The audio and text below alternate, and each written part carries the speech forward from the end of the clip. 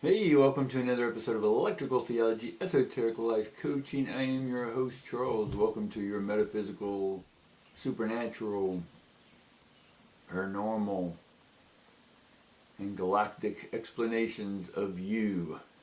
Alright, guys, let's get started. Hopefully you're all doing well today. Appreciate you joining me. Let's go ahead and get it out of the way. Go ahead and tickle the algorithm, the AI. Oh, AI loves it when you tickle that like button, the share button, and subscribe button. And that helps me out. That helps the algorithms out to get noticed and get this message out to everyone. So I appreciate you doing that for me, guys. And then I wanted to talk a little bit about death today, or putting it into something. You know, the plan, you came in with a entrance plan, right? Just as if you went into college or school, the year before you sort of said, okay, I want this class, this class, this class, or this elective.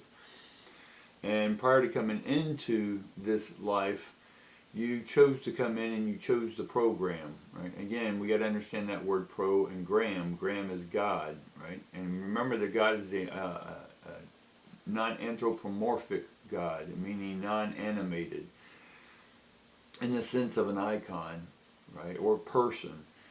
And part of understanding the God that I'm talking about, we have to go back, or you have to understand the hierarchy, right? And before God, there's hierarchy or hierarching, like archangels, archetypes, archives, right? And we talk about the hive mind. You have archives or archives, right? You have, and then Shambhala, which are putting all the pieces together, or the ions together electromagnetically, and forming your reality. And so the God that I'm talking about is the consciousness, or the bringing or brought together of ions in a conscious, deliberate form, or a program. Gram is God. It's weight and measure.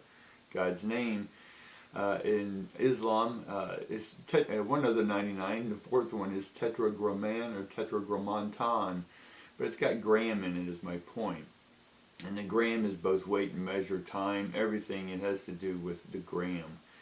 Grammar, right? All the words fit together like a perfect piece, right? And that Shambhala, the pieces, right, which then create a peaceful life, right? Or pieces full life, right? We can play with that word. But anyway, so death is, my point was, you had an entrance plan, a program, and then you have a exit plan, just as you do when you graduate from any of these places, right? You pass the grade. The grade in this sense is the arcing, or the angle, right? The archangles, right? It's not archangels, it's angles. It's the angle or the degree. Just like the Masons have different degrees, and all the way up to 28, 29, 30, 31, 32, 33, and more, but we'll stick with the 33. And these are all frequencies which give you a access to, when you're aware, it gives you access to other planets, their frequencies, their radio stations, if you were, their thought waves. And then if you're still in the simulation, right, because I'm talking to both of y'all, those in the simulation, to try to get you to wake up, or at least know that you have to experience what you're experiencing because it was your program. And then once you've done that, you've graduated, you awaken or cross over, which is death, right? But there's really no death, right? It's just a crossing over or a waking up. And all these terms we can use, they're all the same thing, is that you're in a simulation when you wake up, and you're not really asleep. You're just in an altered state, right? And this altered state is just like you sticking on VR headsets, virtual reality headsets, and living in that virtual reality. It's super real. Your brain, at one point, if it's on long enough, it doesn't know the difference between that reality and your other reality that your eyes are seeing. But in this case, when death comes, death is just a slow and methodical extraction of your brain getting ready to understand that when you cross over, right, or you wake up in your stasis from the simulation, that your brain jerk you too much or cause some sort of damage, much like a sleepwalker. You don't want to wake them up, right? Because it can startle them too much or fright. So the process of crossing over then is that when someone's ready to cross over, now there's immediate crossover, slowly, and then there's fast. There's all different ways to cross over because that was part of your plan. You said, hey, just tear the Band-Aid off, or in this case, just let me go quick. Some quietly in the night. Others with a blaze of glory, as it said, right?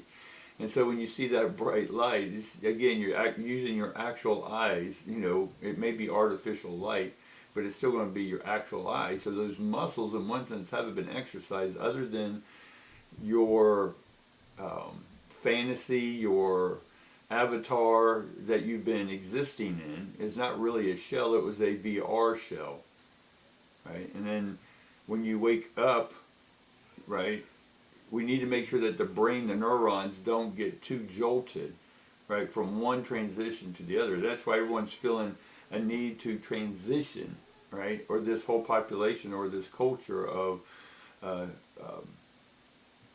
transition of their body parts or their mindsets, cutting off pieces and tucking this away and doing everything, right, because they're feeling the energy of the transition. Right, and in this case, not everyone's going to be crossing over or waking up for the first time from their simulator. The ones that are going to be upgraded into a new program. The new program is just, we've all had plenty of time and we're getting sort of stuck in Groundhog Day.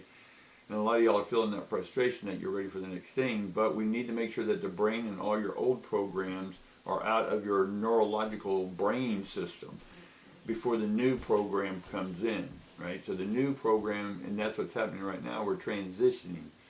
Some are transporting, right? They're reporting what they've acquired in their simulation and report back, right? They wake up and they're like, hey, okay, everything was recorded, let's go over what I experienced, and then you can say, hey, I want to go back into the simulator and have some more simulation time, right? I don't think I'm prepared. So we've all been preparing, right? And so now the program, the matrix, whatever you want to call it, simulation, is upgrading to a new program, right, to help you better yourself, right, to, it's like the next level of a video game, right, your game's about to level up, right, and so what I'm trying to do is just help you understand that when it comes to death, right, death is not a ending, it's an awakening, right, and I'm not talking New Age awakening, I'm talking about a real actual you waking up from a dream, right? Because when you're in there, you get REM, you're like in a permanent REM state when you're in a simulation, so your eyes are always moving,